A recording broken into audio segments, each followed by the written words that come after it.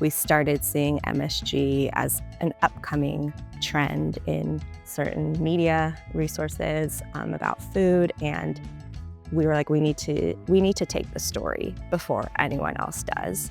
And that was a big thing for me because I had seen that things like goji berries and jujube dates now, a lot of Asian ingredients are blowing up and becoming really trendy.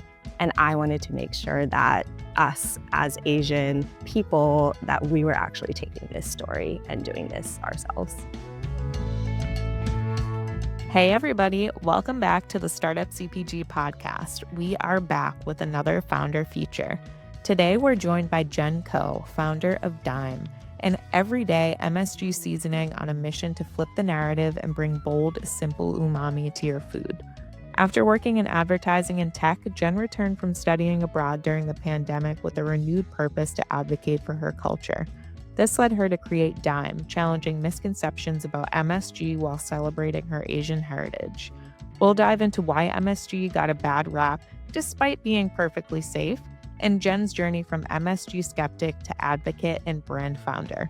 I hope you enjoy this episode as much as I enjoy cooking with Dime. Enjoy! Hey everybody, welcome back to the Startup CPG podcast. This is Caitlin, and today I'm here with Jen Ko, founder of Dime. Jen, welcome to the show. Thank you, Caitlin. It's so good to be here. I am so happy to have you here. When I got the Dime products in my hands for the Shelfie Awards submission, I looked at your product and I was blown away, A, because I really like the branding, and B, because I received a product that changed my whole perspective on an ingredient. So I got educated and I got a great product in my hand. So can you introduce listeners to Dime? Sure. Well, I'm glad you said that because we're doing our job then. We're making our goal happen.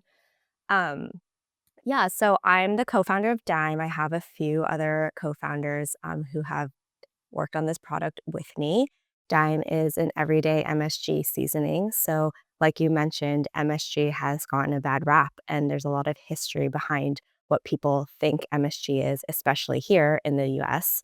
Maybe in other countries it's a bit different, but I grew up here, and even my own family talked about MSG and how it's bad. And so, with this brand, what we wanted to do was reintroduce MSG to the world and make it really fun and cool and colorful and loud and bold. So even just by looking at the packaging, for example, people can get a different perspective of what MSG is. Yes, and it worked on me. I love that. I will be completely honest. I was regrettably one of those people who always just thought, oh, MSG, it's bad. I'll stay away from that. Thinking about Chinese food, especially, I feel like that's a very common misconception with Chinese food. And I will say, my sister at some point said, that's not true. But I just wrote her off because I'm like, what do you mean? It's common knowledge Yeah. that MSG is bad for you. And then your product was the product that solidified it for me that, wait, this misconception that I've had in my head pretty much my entire life is totally wrong. So, can you tell us how MSG got a bad rap? Yeah. Well, I mean, that's exactly how I was as well. So don't feel bad about it. I'm sure there's a lot of people who feel the same way. So MSG, actually, it's funny because it started in Japan. So even that disconnect of how you think about Chinese food and how MSG is so tied to Chinese restaurants here in America, and like the no MSG sign that's on all the Chinese menus, it's actually was invented in Japan by a chemist way back in the 1900s, early 1900s. And he was just trying to figure out what this flavor was in something that his wife had made. And so that's kind of how the fifth taste, umami, that most of us know what that is, came about. And so he did a bunch of science. I'm not a chemist, so I probably can't talk exactly on the method, but he extracted the acid. It's like an amino acid that he extracted from ingredients and then turned it into what we now know as MSG.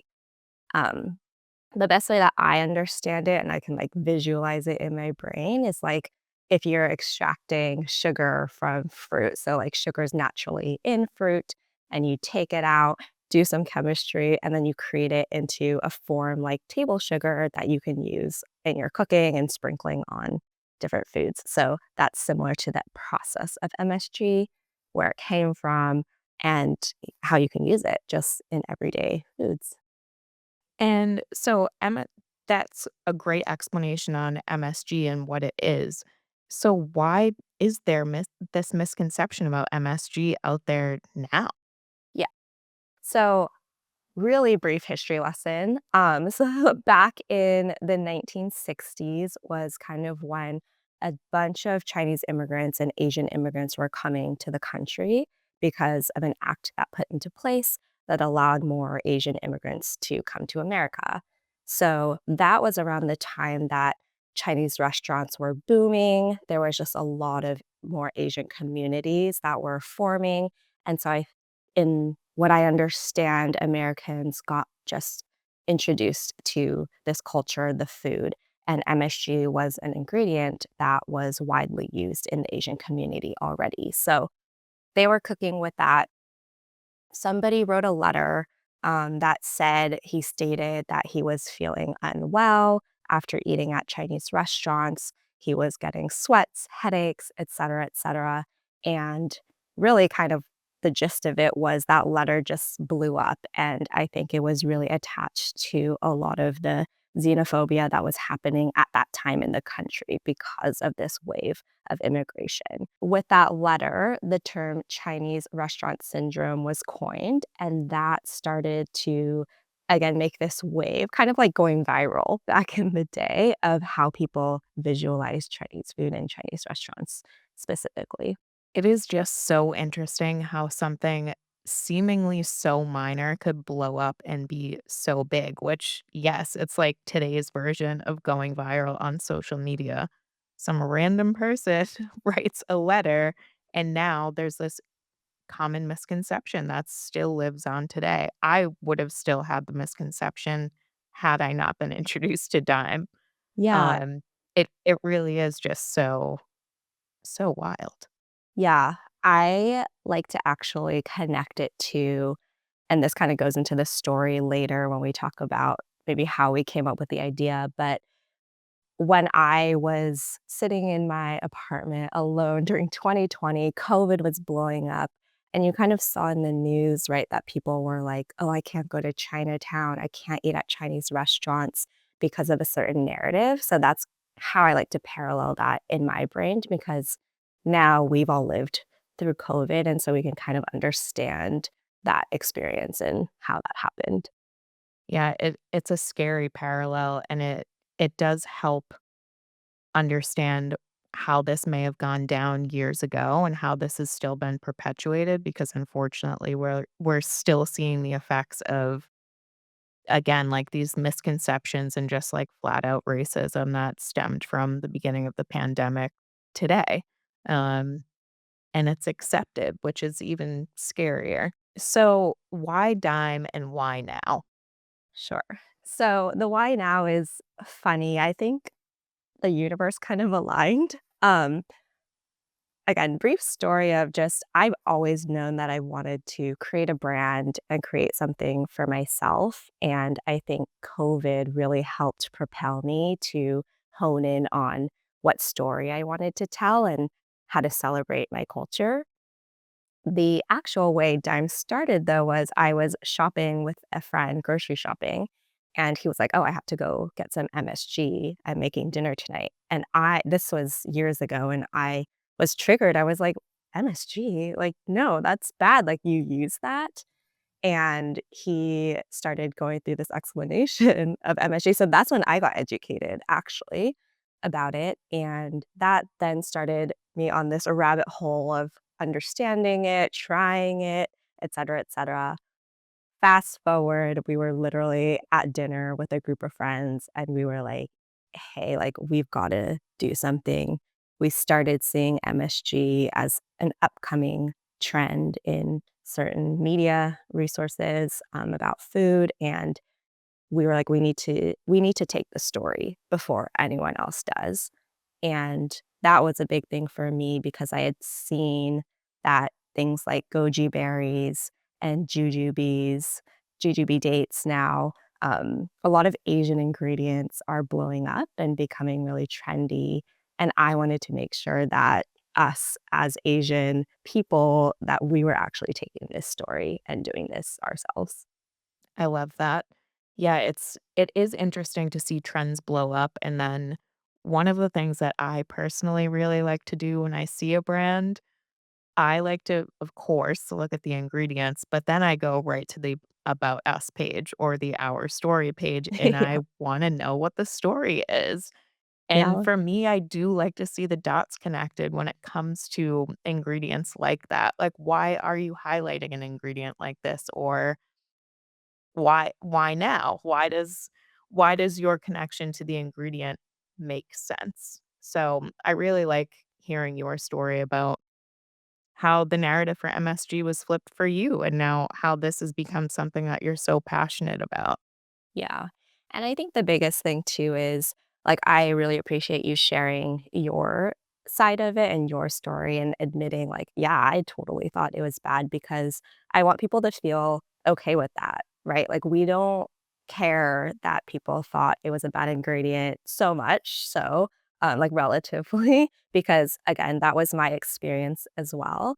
It's more so now people being open minded and seeing, like you're saying, connecting the dots as like Asian founders and us coming to the world and being like, this is an amazing ingredient. Like everyone should try it.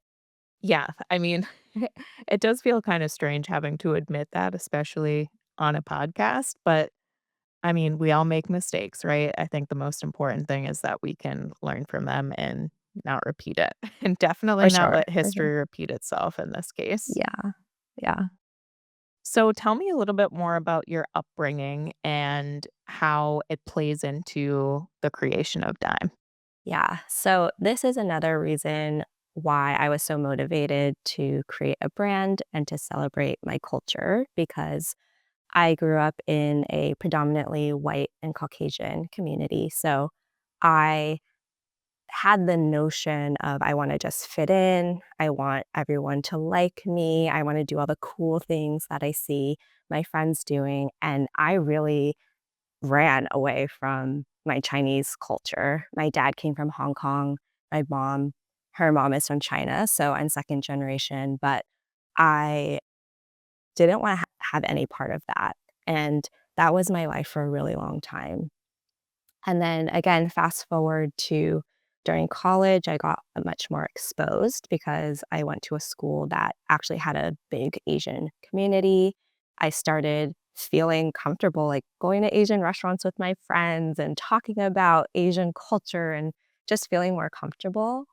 And then as I got older and older and I started traveling more and going to other countries, I just fell in love with culture and different cultures and being able to celebrate it and seeing how other communities celebrate their culture.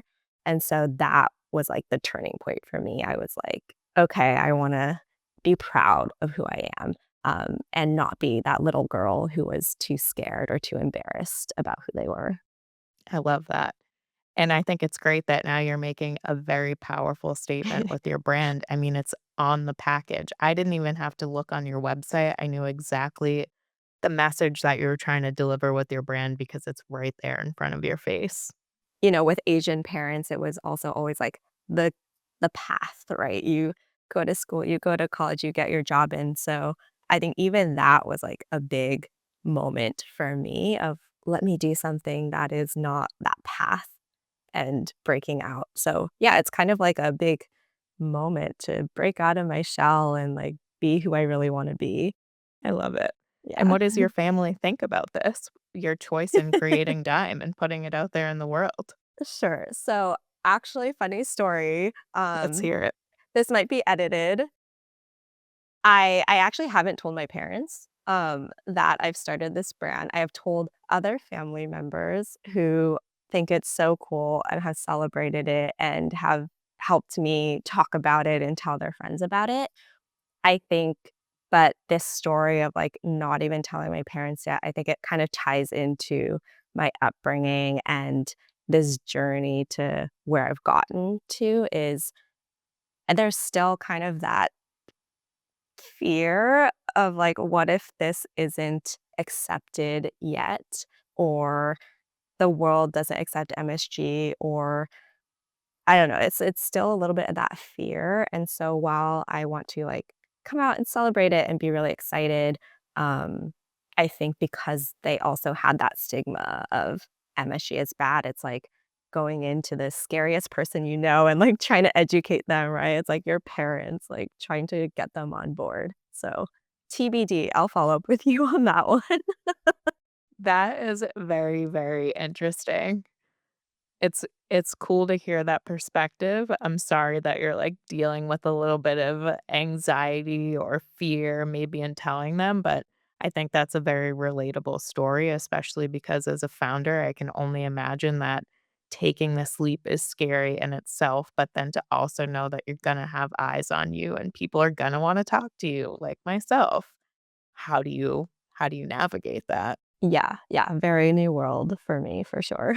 So, what do you do on a day-to-day basis? Is Dime your full-time gig, or do you have anything else going on the side? Yeah, so I have, something going on the side. I My whole career has been in media, marketing, project management, so that's kind of what I call my quote unquote "day job."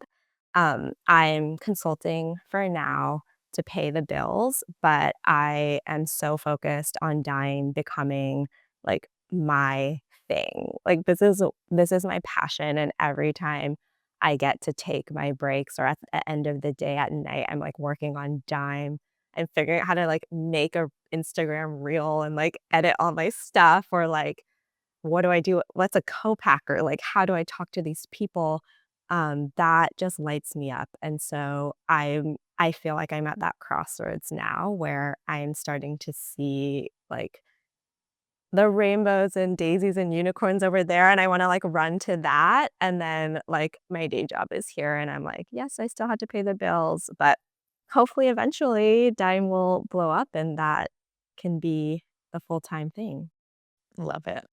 So, why the name Dime? I'm always very curious in why people choose the brand names that they do, so tell us about that. Yeah, so I will say this as well as I can, without being too crazy. So, We like the obvious crazy, give it to okay, us. perfect, we'll be crazy. So, obviously, I have one here, it's a bag, it's a little pouch. It's You can take it in your pocket, you can take it wherever you are. MSG, our seasoning, is a powder. So if you kind of catch my drift, we're moving towards, yes, what we call a dime bag. And actually, the true inspiration was we were prototyping and we had originally done it in the glass shaker bottles. And my one of our co-founders, she was traveling, and she was like, "Man, the food was so bland everywhere we went, and I wish I had had some of our seasoning with me." Like, I would have literally pulled out a bag, a little baggie, and all everything kind of collided, and we were like, "We're on to something." And so we had brainstormed tons of different names knowing that the kind of dime bag reference is, like, what we were going for, and then we had so many options, and we were like, "Let's just be bold about it and call it what it is." Um, Also, we had the safety net of, like, dime piece, dime, 10 out of 10, so there's, like, many connotations I think people can take from it, but we really wanted it to be, like, you get your dime bag, you take it with you, you want it on everything, you're addicted to it, like, it's something that you always need. There's a lot you could do with Yeah. marketing-wise with a name like that. Yes, yes, exactly. I had a feeling that's what you were going for, but I had to ask. Yeah, and I mean, that in of itself is great, like, I love when for me, right, like, if I'm getting new brands or, like, exploring a brand, I like when I've already created this story in my head about the founder or, like, why they did what they did or called it what they called it, and then you hear and you're like, "Oh, yeah, like, I knew. I knew it." And I love that, and so I hope people who buy Dime go through that journey too. I think they will. I mean, I will be honest with you, like, like I said, your product changed my perspective on MSG. So I had never intentionally put MSG on my food. Literally just the smallest pinch of the Korean seasoning that I made a quesadilla and I put it in there. Yum. The tiniest pinch of that just it blew the flavor out of the water, and I was like, Yeah. "Okay, I get it." Like, I could totally see myself using this every day. Yes. Yeah. And it And on I anything, right? Like, on anything too, like, I could honestly see it being, like, something really good even in sweets, like, using a salt to elevate the sugar or really anything. yeah. Yeah. Yeah, I know, I love that you went on that journey because I think we wanna be directional. We wanna give people, like, yes, use it on these things, but at the same time, I personally don't wanna be too prescriptive because I want people to go on that exploration and the journey and, like, sprinkling it on, like, your quesadilla, and then you're like, "Wait, I could put this on my cookies or something, Right. or, like, my brownies." Like, I love that.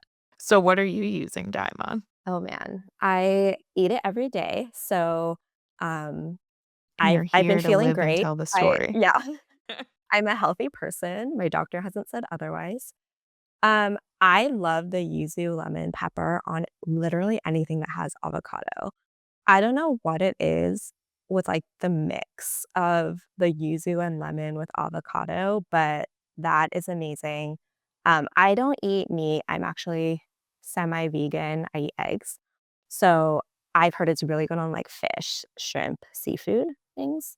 The Korean chili, I only really make stir fries, so, like, any stir fry I make, I love to put it in sauces, so anything that you're gonna put chili flakes on, I've had it on pizza, that Ooh. is amazing, and then the OG eggs, like, eggs every morning, I eat it on eggs.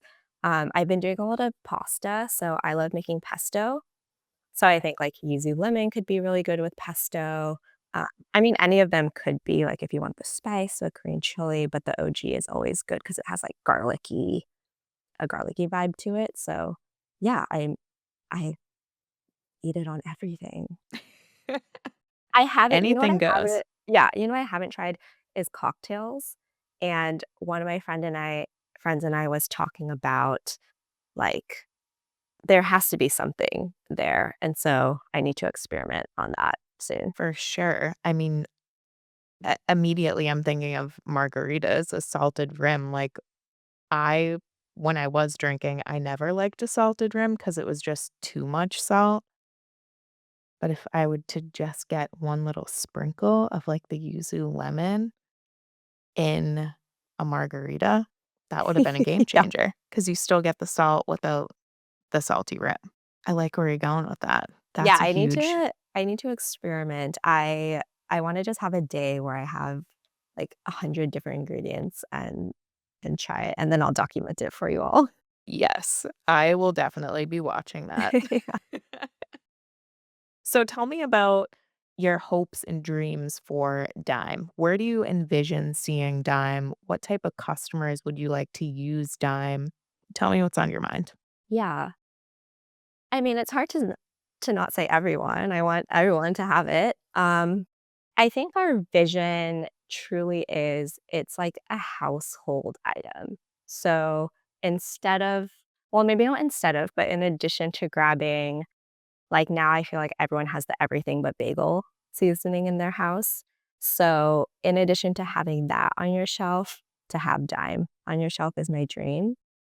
I obviously want people to just embrace it. My dream is that people will not be going to the Chinese restaurant and asking or looking to see if they use MSG. Or if they are, it's like because they know it's gonna taste better. And so they're actually seeking it out.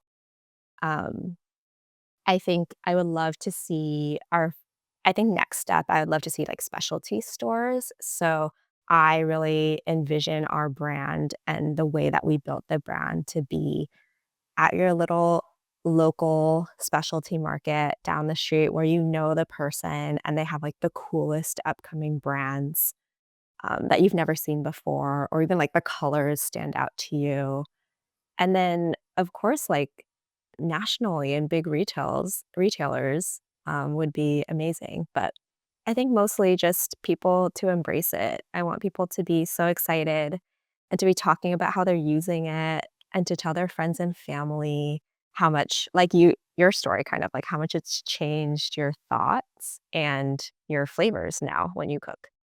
Truly. I need to make a little reel on Instagram. I used to be so good Yes. with the content. Now I'm in a lull, but maybe Dime will re- reinvigorate my my Yes. content creation. Yes, yes, I love that. Yeah. So, something that I really love to ask is how did you find Startup CPG?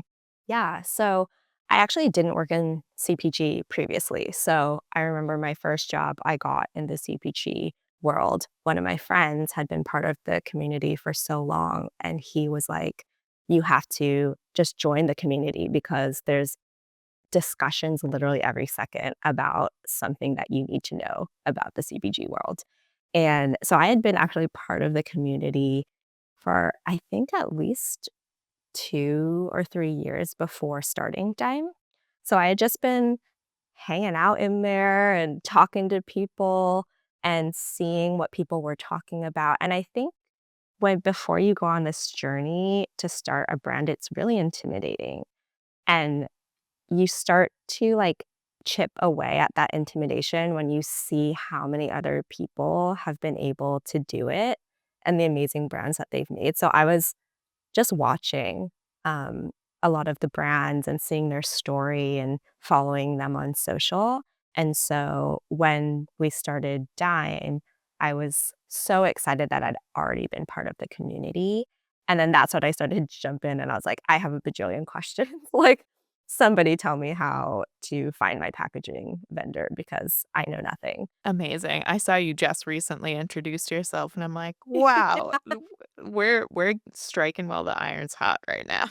Yes, This yeah, is great. and I think that that's, like, my personality where I'm kind of like, "Let me observe a little bit, let me be a sponge," and then I, like, pounce. I'm like, "Alright, It's a it's good go way to time." be.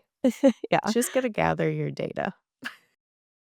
So that's great to hear how you found us. Now tell our audience where they can find Dime. Yeah, so we have a website, www.dimemsg.com, and we're also mostly well, we sell solely on Amazon. So you can find us on Amazon. Um, we eventually will be in retail, so follow us on social media, dime.msg, to follow our journey and see where you can find us next. Amazing. Thank you so much for taking the time to chat with us. I am so excited about your brand and I cannot wait to see where you go and what you do next. Of course. Thank you so much, Caitlin. This was amazing. I love talking about it. I could talk for hours. So I appreciate you sharing your story and giving us, again, that confidence boost of we're in the right direction, we're doing the right thing. Of course, I am happy to be an advocate for you. Thank Thank you. you so much. Bye. Bye.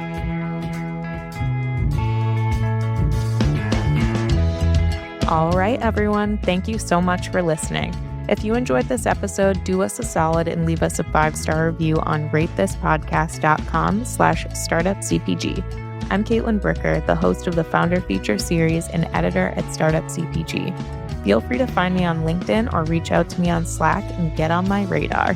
I'm always keeping my eyes peeled for new and emerging brands to spotlight. If you're a potential sponsor who would like to appear on the podcast, please email partnerships@startupcpg.com. And finally, as a reminder for anyone listening, if you haven't already, we would love for you to join our free CPG community on Slack. You can sign up via our website at startupcpg.com. See you around.